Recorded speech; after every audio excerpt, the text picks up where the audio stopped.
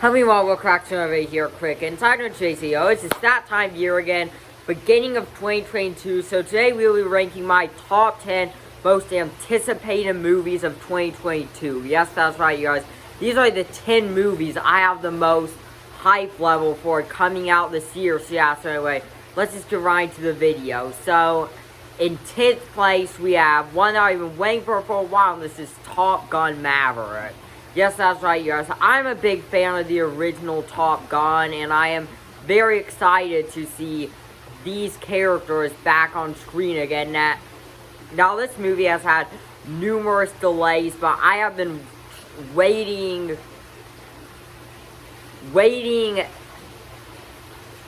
for like a couple of years for this movie to come out, and I cannot wait for this movie when it comes out this May. Now some people may say that this movie was made too late. I personally think that may be for the better, honestly, because this movie could be a reunion of these characters years later. So yeah, and I hope this movie is a ton of fun and doesn't disappoint, because I was excited for this movie at first, but then that trailer came out and looks like this could live up. So yeah, tonight we have Thor: Love and Thunder. Now the main reason for this one being in my top 10 is because Thor Ragnarok is one of my favorite MCU movies, probably the funniest MCU movie. And I think this movie's gonna be a lot of fun. You've got Christian Bale in it too, and overall, this could bring a new era into Thor, and I'm very excited for Love and Thunder. So yeah, so in 8th place, you have Black Panther: Wakanda Forever, and I mentioned before that I do think that Black Panther is a little bit of an overrated movie. I mean, you're not wrong about this, but I'm very intrigued in this movie to see what direction it's gonna take the MCU and Black Panther in. I mean, it's gonna be sad without Chadwick Boseman, but it's gonna be interesting to see who takes the mantle, what is the future, and I'm excited for this movie, mainly because it could have a big future on Black Panther. So in 8th place we have Black Panther: Wakanda Forever. In 7th place we have No by Jordan Peele. Now we know nothing about this movie other than it's probably a horror thriller movie, and it's directed by Jordan Peele. That's all we know. We've got one poster, and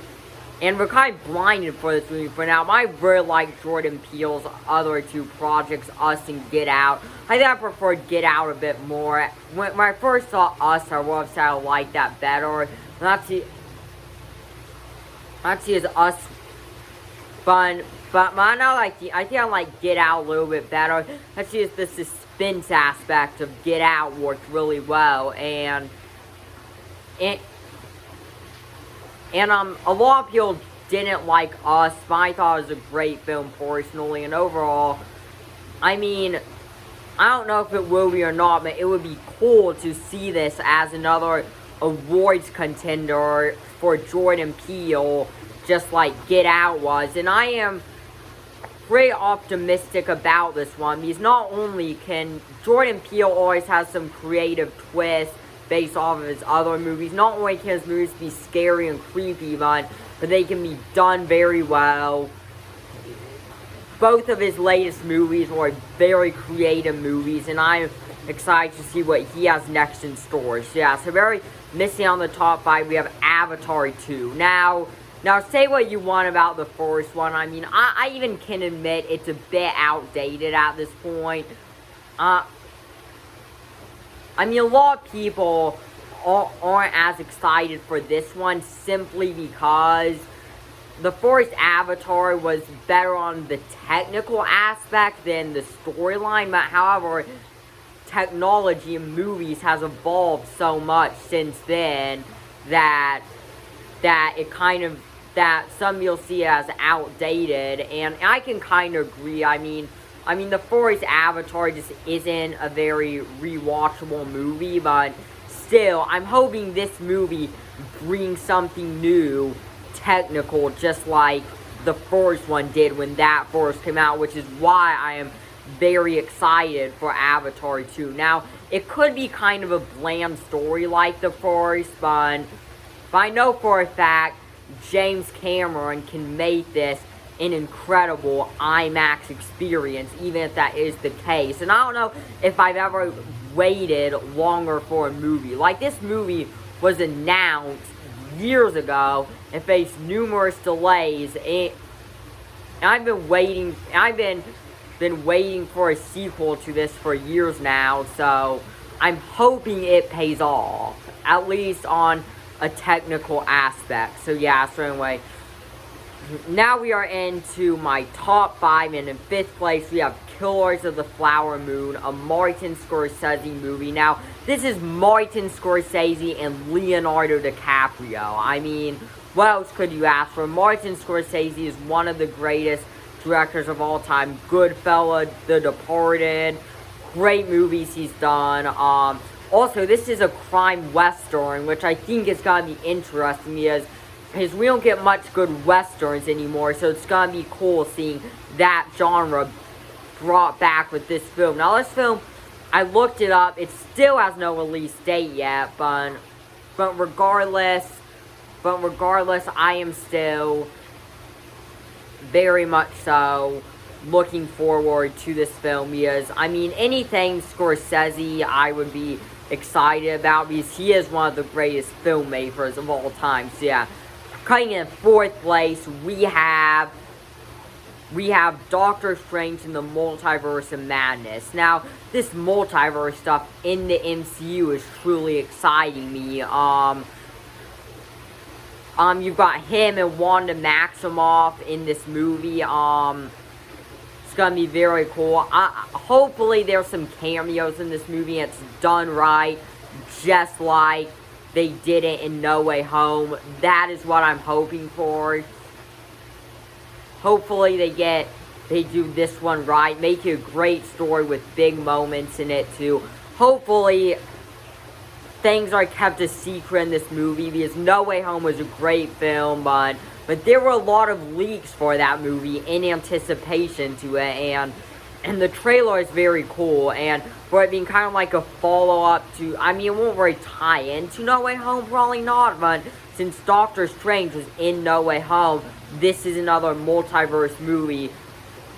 The multiverse is coming to the MCU, and it's something very exciting. Just hoping it doesn't get too much, but as long as they keep that and the story well too, it's a very exciting aspect of the Marvel Cinematic Universe. Yeah, so now we're into our top 3 most anticipated movies.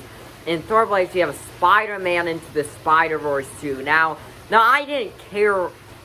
Before the first one came out, I wasn't very excited for it, but then I saw it in theaters. It may be one of the greatest animated movies I have seen, and I'm looking forward to the second one. I mean, that first film was just such a great film, and even that first look of the second movie gets me super excited, even though it's not till later in the year. And it's gonna be 2 parts, which also gets me excited, and overall, this is, like I said, this is another movie that's bringing the multiverse, the Spider-Verse. So in 3rd place, we have Spider-Man across, no, I meant to say, I keep forgetting it's called Across the Spider-Verse. In 4th place, we have Spider-Man Across the Spider-Verse. We enter our top 2. In 2nd place, we have The Northman. This is a film directed by Robert Eggers. I still have to see his other 2 films, The Witch and The Lighthouse. And the trailer for this movie looked incredible. This just looks like an epic movie, and this could be one of the year's best. Like, I'm hyped for this movie due to the potential it has. You've got William Dafoe. He's a fantastic actor. We've got Anya Taylor-Joy. Amazing cast in this movie alone, and this just looks like a chilling movie in general, and I am hoping I'm hoping this movie lives up to what the trailers is showing for it to be, because we don't get much movies like this in this genre either. So this trailer just got me super excited for this movie, and I'm hoping this one lives up. So yes, but in first place we have, you should know it by now, the Batman. Yes, that's right, you guys. Now this are the trailers. I think Robert Pattinson is gonna be a great Batman. I mean, his mainly only other film was Twilight he's been in. He's also in Good Time, which came out a few years ago. It's an A24 movie, in case if you don't know what that is. Robert Pattinson also starring in that film. And this is by far my most anticipated film of the year, because this is an incredible trailer. It's the first trailer. I mean, I'm hoping this does Batman and DC right, which the DCU hasn't done DC right. I mean, I don't hate the DCU. I mean, Snyder Cut was good. The first Wonder Woman was good. Wonder Woman 84, but overall, we haven't gotten a solo Batman movie since the Dark Knight trilogy, and I'm doubting it's gonna be as good as that second Dark Knight. I mean, you never know. I think it's gonna be a great movie, but not much comic book movies live up to the Dark Knight. And also, you have Paul Dano as the Riddler. That's a fantastic casting decision, and overall, I'm hoping this becomes a franchise, or at least another trilogy. I hope this is good, does well, and then brings together another DC universe. Because the DCEU has kind of, it is kind of like losing its hype at this point, and really isn't living up to what the MCU has done. But I'm hoping that